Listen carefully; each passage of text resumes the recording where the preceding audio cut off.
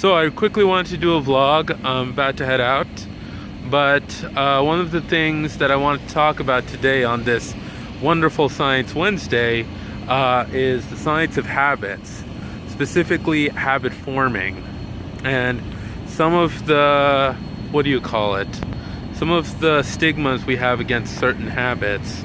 And they should be stigmatized in some, like, we have alcoholism, lying, and many of those can be bad habits. But we should also remember that a lot of habits are formed simply because the brain is built for efficiency.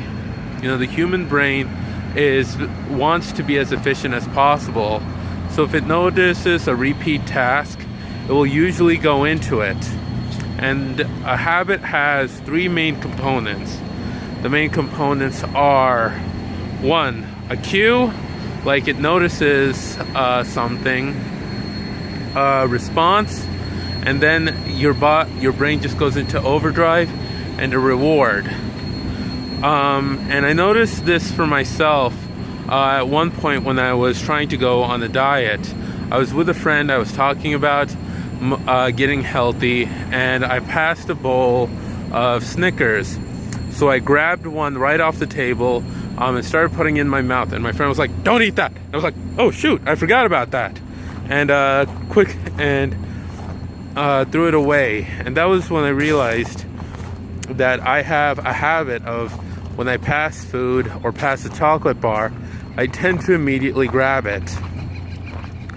And that was when I started noticing.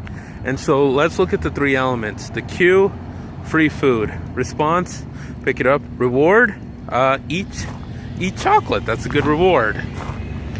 And we all have these kinds of habits in different ways that we think about. In fact, habits are very necessary and very good. For example, one very important habit to have is, when you need to poop, go to the bathroom.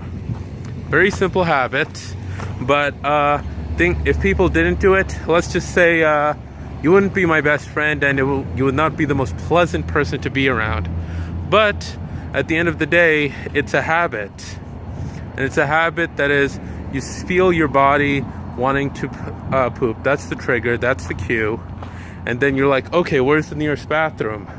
That's the response. You go look for the response, and then you go to the bathroom. And that's where you complete your necessary nature's business. And that's another habit. And that's just it,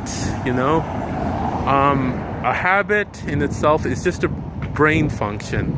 It's just a mental shortcut that your brain takes in order to make itself efficient. The brain is very good with that.